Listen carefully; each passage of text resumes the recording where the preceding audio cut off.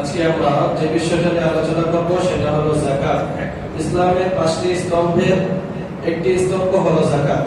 قال رسول الله صلى الله عليه وسلم بني الإسلام على 5 شهادة أن لا إله إلا الله وأن محمدا رسول الله وإقام الصلاة وإيتاء الزكاة والحج وصوم رمضان أو كما قال عليه الصلاة والسلام। নবীজি সাল্লাল্লাহু আলাইহি ওয়াসাল্লাম বলেন ইসলামের মূল স্তম্ভ হলো 5টি। এক নম্বর হলো এই কথার সাক্ষ্য দেওয়া যে আল্লাহ তাআলা ছাড়া আর কোনো মাবুদ নাই, ইবাদতের উপযুক্ত আর কোনো মাবুদ নাই, এবং হযরত মুহাম্মদ সাল্লাল্লাহু আলাইহি ওয়াসাল্লাম বলেন সর্বশ্রেষ্ঠ এবং সর্বশ্রেষ্ঠ রাসূল। দ্বিতীয় নম্বর হলো নামাজ কায়েম করা। 3 নম্বরে যেটা সিরিয়াল সেটা হলো যাকাত আদায় করা, তারপরে হজ, তারপরে রমজানের রোজা, তারপরে হজ, সিরিয়ালে এক পিস আছে। এই 5টা স্তম্ভে যাকাত এটা একেবারে কাছাকাছি গুরুত্বপূর্ণ একটা স্তম্ভ। অর্থাৎ সালাত এটা হলো শারীরিক ইবাদতের মধ্যে শ্রেষ্ঠ ইবাদত, আর যাকাত হলো আর্থিক ইবাদতের মধ্যে শ্রেষ্ঠ ইবাদত। আর্থিক ইবাদত মানে টাকা পয়সা, এগুলো দিয়ে ইবাদত হয়। আবার শরীর দিয়ে, শুধু দেহ দিয়েও ইবাদত হয়। তো দেহের ইবাদতের মধ্যে সর্বশ্রেষ্ঠ ইবাদত হলো সালাত, আর অর্থের ইবাদতের ক্ষেত্রে সর্বশ্রেষ্ঠ ইবাদতের নাম হলো যাকাত।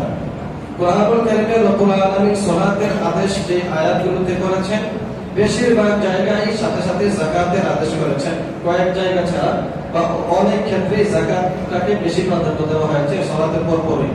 তাহলে যাকাতের গুরুত্ব আমরা বুঝতে পারলাম। কোরআনে রব্বুল আলামিন বলেন ওয়াকিমুস সালাহ ওয়া আতুজ যাকাত, আর আয়াতে বলেন ওয়ামা তুনফিকুনা মিন খায়রিন তাজিদুহু ইনদাল্লাহ। বিভিন্ন আয়াতে যাকাতের বিধান নাযিল করে আল্লাহ তাআলা বলে দিয়েছেন যে এটা গুরুত্বপূর্ণ একটা ইবাদত। কেউ নামাজ অস্বীকার করলে যেমন কাফের হয়ে যায়, ইসলামের মূল 5টি স্তম্ভের কোনো একটি স্তম্ভকে অস্বীকার করলে যেমন কাফের হয়ে যায়, অমুসলিম হয়ে যায়, তো এই যাকাত এটাকেও কেউ অস্বীকার করলে কাফের এবং অমুসলিম হয়ে যাবে। তার মানে যাকাত যে ফরজ এটা সবাই মানতে বাধ্য, মুসলমান বলতে এটা মানতে বাধ্য যে যাকাত ফরজ। যাকাত দিব এটা আমার কোনো বাহাদুরি না, এটা আমি টাকা পয়সা কামাই করেছি, আমার হাতের জোরে আমার ছেলে মেয়েরা টাকা পয়সা কামাই করেছে, বা আমি শরীরে রক্ত পানি করে টাকা কামাই করেছি, এখন এই টাকা আবার আরেকজনকে দিয়ে দিব, এটা ভগের বলুন পেয়েছে, এটা একটা কথা হলো এরকম না। বরং কোরআনে রব্বুল আলামিন এই একগুঁয়েমি বা যাদের এরকম মনোভাব তাদের ব্যাপারটা, তাদের প্রসঙ্গটা উল্লেখ করে সূরা আলে ইমরানের 180 নম্বর আয়াতে আল্লাহ তাআলা বলেন ওয়ালা ইয়াহসাবান্নাল্লাযীনা ইয়াবখালুনা বিমা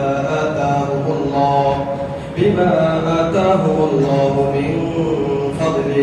আল্লাহ তাআলা বলেন আল্লাহ তাআলা শির অনুগ্রহে আদর করে, অনুগ্রহ করে, দয়া করে যাদেরকে সম্পদ দিয়েছেন তারা কৃপণতা করে এটা যেন মনে না করে যে হুয়া খায়রুল লাহুম, খুব বেশি কল্যাণ করে ফেলেছে, তাদের ভালো হয়ে গেছে, এমনটা যেন কেউ মনে না করে। যাকে আল্লাহ তাআলা অনুগ্রহ করে সম্পদ দিয়েছেন সে কৃপণতা করে, মানে যাকাত দেয় না, ফিতরা আদায় করে না, হক আদায় করে না সম্পদের, তো সে যেন এটা মনে না করে যে আমি মনে হয় ভালো করে ফেলেছি, মনে হয় লাভ হয়ে গেল, 10 লক্ষ টাকা যাকাত আসছিল তো আমি 50,000 টাকা দিয়ে সেরে এনেছি, বাস এবার আমার যে চালাক আর কি হইতে পারে, এটা মনে করার কোনো সুযোগ নাই। তো এটা বোকামি হবে। কারো উপর যাকাত আসছিল 10 লক্ষ টাকা, সে চালাকি করে 50,000 টাকা দিয়ে বাঁচা গেল, তো এই চালাকিটা কার সাথে করলো? সরাসরি আল্লাহর সাথে চালাকি করলো, জনগণ তাকে ধরবে না। রাষ্ট্রীয়ভাবে আমাদের দেশে এই আইন এখনো চালু হয় নাই যে যাকাত রাষ্ট্রীয়ভাবে আদায় করা হবে, কেউ যাকাত না দিলে তাকে বল প্রয়োগ করে আদায় করতে হবে। এটা ছিল ইসলামের যুগে, সোনালী যুগে এটা ছিল।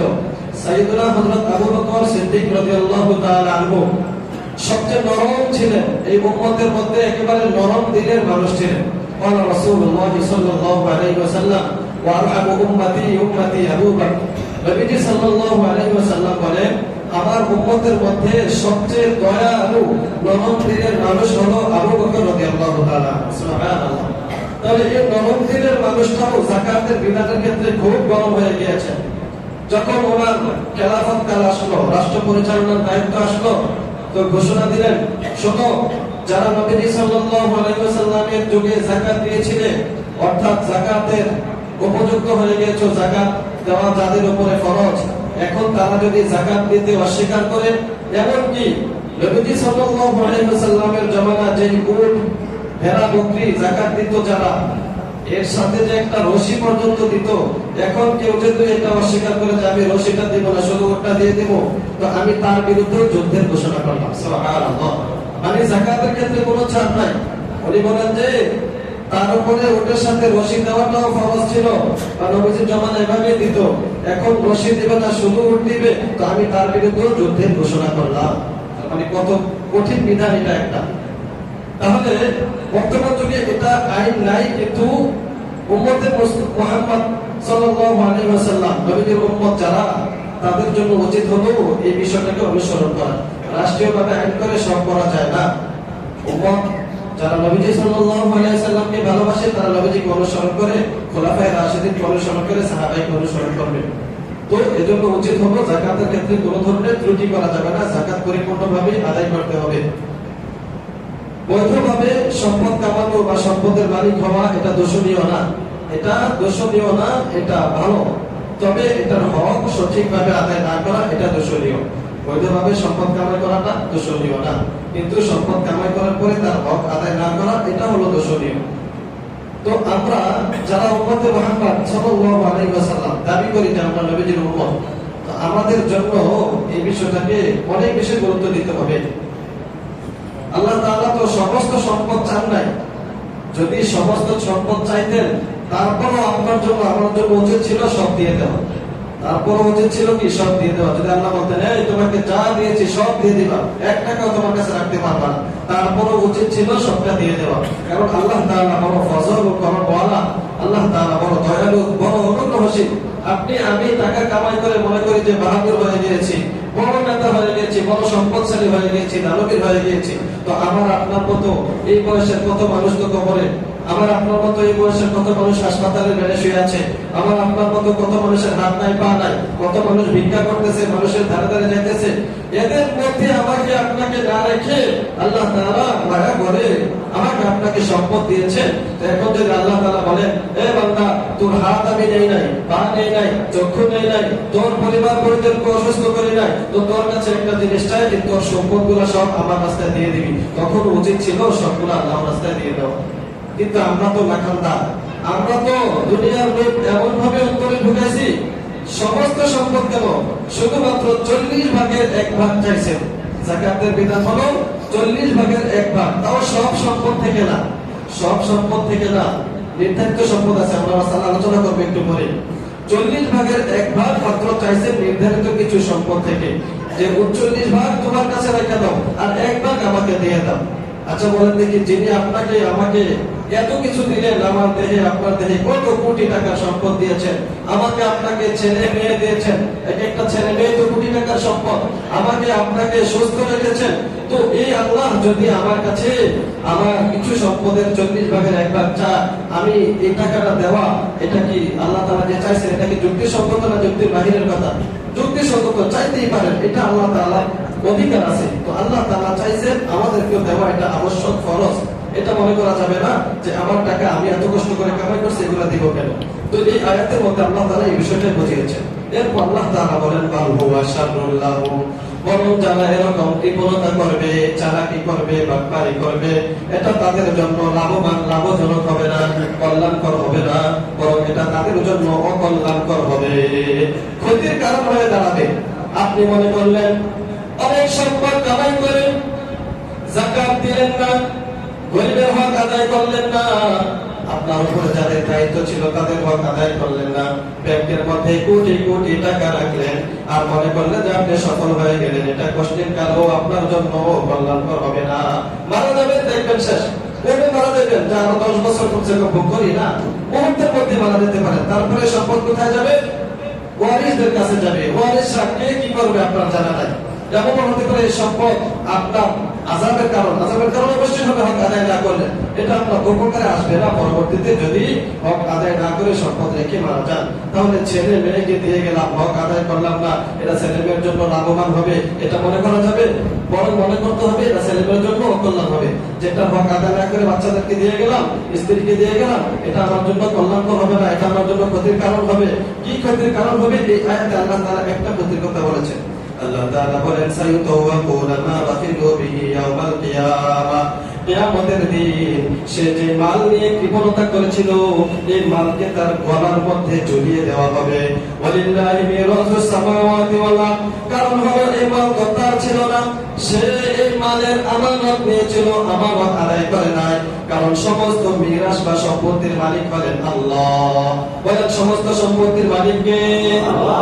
তাহলে আল্লাহ বলেন আমার সম্পদটাকে আমানত হিসেবে দিয়েছিলাম, সে তো রক্ষা করে নাই। ওয়ালিল্লাহি মিরাসুস সামাওয়াতি ওয়াল আরদ, এই মিরাস তো আমার, যে আসমান জমিনের মালিক আমি, তো আসমান জমিনের ভিতরে যা আছে সবকিছুর মালিকও আমি তাকে শুধুমাত্র দায়িত্ব দিয়েছিলাম, সে দায়িত্ব পালন করে নাই। আল্লাহু বিমা তা'মালুনা খাবীর, তোমরা যা করো তোমাদের সব কাজের ব্যাপারে আল্লাহ তাআলা অবগত আছেন। এটা মনে করার কোনো সুযোগ নাই যে চালাকি করে বেঁচে গেলাম, এটা মনে করার কোনো সুযোগ নাই যে কেউ দেখে নাই চালাকি করে বেঁচে গেলাম, এটা মনে করা যাবে না। তাহলে যাকাতের গুরুত্ব আমরা বুঝতে পারলাম। এই আয়াতের আলোকে নবী সাল্লাল্লাহু আলাইহি সাল্লাম একটি হাদিস রওয়ায়াত করেছেন, বুখারী শরীফের মধ্যে আছে 1403 নম্বর হাদিস। عن ابي هريره رضي الله تعالى عنه قال قال رسول الله صلى الله عليه وسلم من اتاه الله مالا فلم يؤدي زكاته مثل له يوم القيامه شجاعا اقرعا। নবীজির প্রিয় সাহাবী আবু হুরায়রা রাদিয়াল্লাহু তাআলা আনহু riwayat করেন, তিনি বলেন আল্লাহর নবী সাল্লাল্লাহু আলাইহি ওয়াসাল্লাম বলেছেন, যে ব্যক্তিকে আল্লাহ তাআলা সম্পদ দিয়েছেন, ফালাম ইউআদ্দি যাকাতাহু, কিন্তু সে সম্পদের যাকাত আদায় করল না, মুসিলা লাহু ইয়াউমাল কিয়ামাতি শুজাআ, কিয়ামতের দিন তার এই সম্পদটাকে বিশাল বড় একটা অজগর সাপের রূপ দেওয়া হবে। নাউযুবিল্লাহি মিন যালিক। নবীজি বলেন অজগর সাপটা কেমন হবে? আকরান, টেকু হবে, টেকু অর্থাৎ মাথাটা সাদা হবে। বিষের কারণে তার এত বিষ থাকবে যার কারণে মাথার যে কালার ছিল কালার পরিবর্তন হয়ে গেছে। নবীজি বলেন লাবু জাবিবাতা, তার দুইটা চিহ্ন থাকবে, বিষের কারণে দুইটা দাগ পড়ে যাবে মাথার মধ্যে। লাবু জাবিবাতা, দুইটা দাগ পড়ে যাবে। ইউতাওয়াকুলাহু, এই সাপটাকে ওই বখিরের গলায় ঝুলিয়ে দেওয়া হবে। সুম্মা ইয়াকুলু, তারপরে এই অজগর সাপটা আসবে। আয়েশা ইয়াখুযু বিলিহজিবাতাইহি, তার এই দুই চোয়ালের মধ্যে, এই এখানের মধ্যে দুই চোয়ালের মধ্যে কামড়াবে, কামড় দিবে আর বলবে আনা কানজুকা আনা মালুকা আনা কানজুকা আনা মালুকা, ও বখির, ও কৃপণ, আমি তোমার ওই সম্পদ, ওই টাকা, ওই পয়সা, ওই স্বর্ণ রূপা যেগুলো তুমি হক আদায় না করে দুনিয়াতে রেখে এসেছিলা। সহিহ বুখারীর হাদিস। নবীজি বলেন সাপটা যখন গলার মধ্যে এরকম পেঁচায় থাকবে, এটা কিয়ামতের মধ্যে জাহান্নামের শাস্তি তো রয়ে গেছে, কিয়ামতের মধ্যে বিচারের কাঠগড়ায় দাঁড়িয়ে থাকতে হবে 50,000 বছর। এভাবে 50,000 বছর তাকে এভাবে ধ্বংস করবে, দুই দিক দিয়ে কামড় দিবে আর বলবে আনা মালুকা আনা কানজুকা, ও বখির, তুমি যে মাল সম্পদ দুনিয়াতে রেখে এসেছিলা, আমি সেই মাল সম্পদগুলো। নবীজি সাল্লাল্লাহু আলাইহি ওয়াসাল্লামের এই হাদিস শুনে একদল সাহাবায়ে কেরাম প্রশ্ন করলেন, ইয়া রাসূলুল্লাহ, ইয়া হাবিবাল্লাহ, তাহলে যারা উটের যাকাত আদায় করে না তাদের কি বিধান হবে? তৎকালীন জমানায় উট ছিল, তো উটের একটা নির্ধারিত পরিমাণ থেকে যাকাত দিতে হয়, আমাদের দেশে এরকম নির্ধারিত পরিমাণটা নাই। নবীজি সাল্লাল্লাহু আলাইহি ওয়াসাল্লাম বলেন, যারা উটের যাকাত আদায় করবে না, কিয়ামতের ময়দানে তাকে উপর করে শোয়ানো হবে, এভাবে উল্টায়া শোয়ানো হবে, আর উট সহ তার যে বাচ্চা কাচ্চা ছিল সবগুলাকে আদেশ করা হবে, এই লোকটার উপর দিয়ে তোমরা এবার পাড়ায় পাড়ায় যাও, এভাবে তাকে উট দিয়ে শাস্তি দেওয়া হবে। নবীজি সাল্লাল্লাহু আলাইহি ওয়াসাল্লামকে প্রশ্ন করা হবে, ইয়া রাসূলুল্লাহ, ইয়া হাবিবাল্লাহ, যাদের গরু ছাগল ছিল, গরু ছাগলের যাকাত দেয় না, তাদের বিধানটা কি হবে? এটার একটা নির্ধারিত পরিমাণ আছে, যেটা আমাদের দেশে অনেকে থাকতে পারে, 60টা বা 40টা এরকম একটা বড় একটা পরিমাণ আছে। তো নবীজি সাল্লাল্লাহু আলাইহি ওয়াসাল্লাম বললেন, যারা গরু ছাগলের যাকাত আদায় করে নাই, গরু ছাগলগুলোকে রব্বুল আলামিন কিয়ামতের ময়দানে শিং বিশিষ্ট করে দিবেন। কোন গরু ছাগলের শিং বাঁকা থাকবে না, সবগুলা গরু ছাগলের শিং থাকবে এবং শিংগুলা সোজা থাকবে। এবার আল্লাহর হুকুমে এই গরু ছাগলগুলো তার মালিককে এভাবে গুঁতো দিতে থাকবে আর আঘাত করতে থাকবে, এভাবে তাকে সেখানে আঘাত করা হবে। এটা কিয়ামতের ময়দানে এই দিনের পরিমাণ বর্তমান আমাদের পৃথিবীতে যে দিন আছে এই হিসাব অনুযায়ী 50,000 বছর। 50,000 বছর, 50 দিনও না, 50 বছরও না, 50,000 বছর পর্যন্ত এই শাস্তি চলতে থাকবে। এরপরে জাহান্নামীদের আরো কঠিন শাস্তি, ভয়াবহ শাস্তি তার জন্য অপেক্ষা করতেছে। তো প্রিয় ভাই, যাকাত আদায় না করে আপনি আমি মনে করি যে খুব বেশি কামিয়াব হয়ে গেলাম, সফল হয়ে গেলাম, এমনটা না। কিন্তু দুনিয়াতেই লাঞ্ছনা ভোগ করতে হবে। এই সম্পত্তি যার জন্য রাখবেন সে আপনাকে লাঞ্ছিত করবে। قال رسول الله صلى الله عليه وسلم لا طاعة لمخلوق في معصية الخالق। নবীজি সাল্লাল্লাহু আলাইহি ওয়াসাল্লাম বলেন, স্রষ্টার অবাধ্য হয়ে কোন মাখলুকের কোন সৃষ্টির আনুগত্য করা যাবে না। হাদিসের ব্যাখ্যায় মুহাদ্দিসিন কেরাম লিখেন, আল্লাহর নাফরমানি করে কোন মানুষকে খুশি করা যাবে না। যদি কেউ খুশি করে তো তার দুনিয়াতে দেখা যাবে এই মানুষটার দ্বারাই সে কষ্ট পাবে। আপনি মনে করবেন যে আমার ছেলেমেয়েরা খুশি, হতে পারে এরকম, দুনিয়াতে ছেলেমেয়েদের আপনি কষ্ট পাবেন যদি সন্তান সঠিক রাস্তায় খরচ না করে, সব সম্পদ সঠিক রাস্তায় খরচ না করে সবগুলা সন্তানের জন্য রেখে গেলেন। তাহলে আমাদেরকে সতর্ক হতে হবে, আমাদের সন্তান এই সম্পদের হিসাবগুলা কড়াই গন্ডায় হিসাব করে করে আদায় করতে হবে।